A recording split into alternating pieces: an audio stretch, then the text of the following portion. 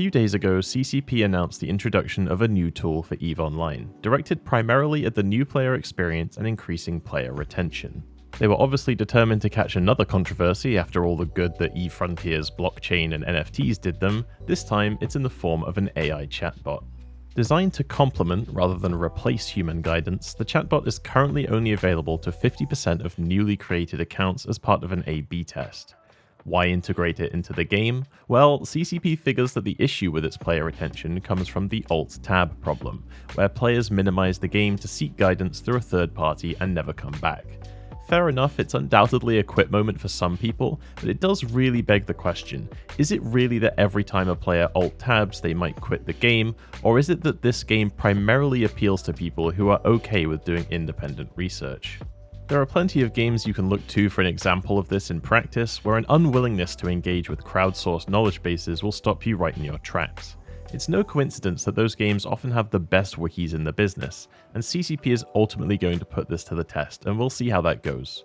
Will players getting more general advice within the client simply delay their quit moment to the first time the bot is inevitably unable to answer a complex question, or will this help ease them into the game more gradually, preparing them to handle the more complicated areas? Right now it's working with pretty basic functionalities. You have options for Help Me Get Started and a few things you can select in the Choose from FAQ dropdown. Then there's a free type text box which you can interact with in ways you'd be more familiar with for a chatbot. Unlike simply using ChatGPT on a second monitor though, Aura gets access to a limited amount of information on your character, allowing for a little context to be added to its answers. It also formats some items in its response as interactive in-game links, including user interface pointers, one of my favourite EVE utilities. What you absolutely should not expect from Aura is that ChatGPT-esque behaviour with paragraph after paragraph of extraneous information, bullet points, M-dashes, and an obnoxious amount of emojis. Why? Because despite how it may seem at first, Aura isn't really an LLM in the same sense that many players have initially imagined. For those unaware, a lot of tailor-made AI assistants are really just the same LLMs you can access with Gemini, ChatGPT, Grok, DeepSeek, and so on, but with a big hidden guidance at the beginning of every message you send saying something like, "You are a personal assistant for a pilot in the video game EVE Online. The player wants clear and concise information about items in the game. Answers should not be controversial," etc., etc. But the answers are otherwise going through the same models as a consumer entering a question into that LLM's website. How Aura is specifically working in the backend, I am not qualified enough to describe in detail, but the way CCP describes it is as a more predefined list of answers, not quite as strict as the canned responses or macros used by human support team agents all the time, but also not quite as dynamic as traditional AI chatbot responses. When you ask a question, the model looks for times players in Rookie Help asked a similar question and provides you a helpful answer that was paired with that question. Clearly, this aggregation of data was done with AI rather than manually, and that has naturally introduced some hallucination and inaccuracy into its results. This approach does, however, mean that with enough manual intervention on that question and answer bank, many such errors can be corrected semi-permanently, or at least until they next ingest data from the Rookie Help chat. Specifically, this first iteration of Aura, or at least first iteration that can be interacted with by players, is trained on 9 months of messages in Rookie Help. That is 5.8 million messages, 706,000 genuine questions, narrowed down to a Q&A bank of the most common questions that were detected. Aura currently redirects any question that doesn't fit with one of its pre-established bank of answers back to the same Rookie Help chat it was trained on, for the attention of more veteran players as well as CCP's volunteer helpers in the ISD team. Whether or not it'll be re-examining those answers to those questions and expanding its Q&A bank into more complex topics, we're not quite sure. CCP sees this more as a first rung on the ladder for players looking for help. CCP Convict brings up something in their talk about Aura that I think is very valid and understandable, which I think the EVE community would be hard-pressed to disagree with. Sometimes Rookie Help answers are massively overcomplicated compared to the answer that player is actually looking for. Take for example a player asking, "I'm in HiSec in my venture, what ore should I mine?" The player will probably be better served by being told about the value of the few asteroids they are likely seeing around them, rather than a lesson on the in-depth mechanics of every different kind of ore across all of New Eden. It's a problem you can never quite solve with human-to-human interaction like this. Experienced players often have a blind spot for quite how advanced or niche some of the information they're providing actually is, or how many previously understood concepts are required for their answer to make any sense. Beyond that, there's also always going to be people who overcomplicate their answer on purpose, even if subconsciously, to show off. I certainly know a few software developers like this who appear to have forgotten that one of the most valuable skills when you work in a complex field is the ability to explain it to someone outside that field without using jargon or getting deep enough into the weeds that their eyes glaze over, but I digress. There's also the idea that Aura serves as a no stupid questions destination for players who are a bit too embarrassed or shy to post their question in Rookie Help or maybe their corporation or alliance channels. That I also totally understand, and I think is a very valid problem. I've spoken recently on stream about how I've been playing a bunch of different MMOs alongside EVE, and I feel this myself a lot. Unfortunately, however, I think that it's a problem CCP should absolutely not be fixing. That may sound a bit silly or counterproductive, but it's only by players pushing past that anxiety or embarrassment that they fully engage socially in a game that at its core is built on social dynamics and interaction. Sure, without a tool like this, there are some players who may never jump that hurdle and may quit the game.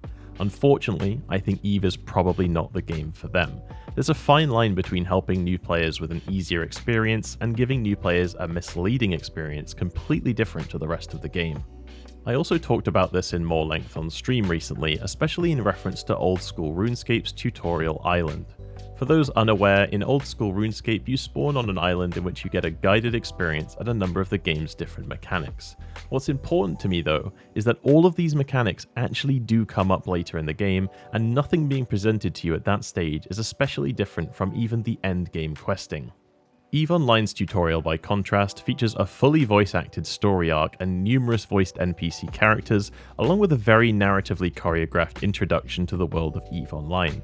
I don't dislike it, and as an existing EVE player I think it's really cool, but it's got pretty much the square root of nothing to do with the average gameplay experience for the game.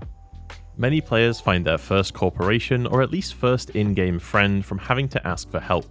Putting that in the hands of a chatbot like this has the potential to rob many players of this experience completely, something which feels really at the core of what gives EVE its special sauce. MMOs are already becoming antisocial enough with the prevalence of interest in solo play and off-platform communication. Taking new players away from one of the most active chats in the game seems a little counterproductive to me.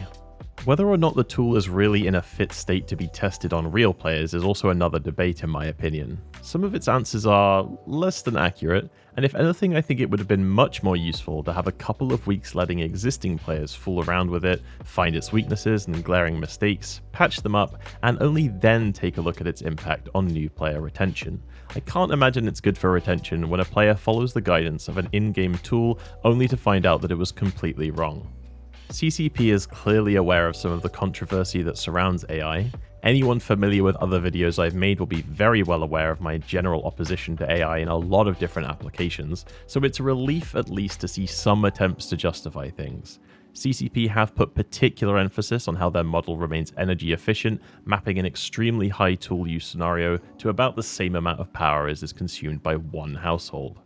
They've also been incredibly clear with the fact that this is not a tool being applied to any creative work or customer service interactions, but unfortunately consumer trust in statements like this has been massively eroded. It's pretty much what every company was saying when they first integrated AI into their business, and unfortunately a lot of them were found to be lying through their teeth.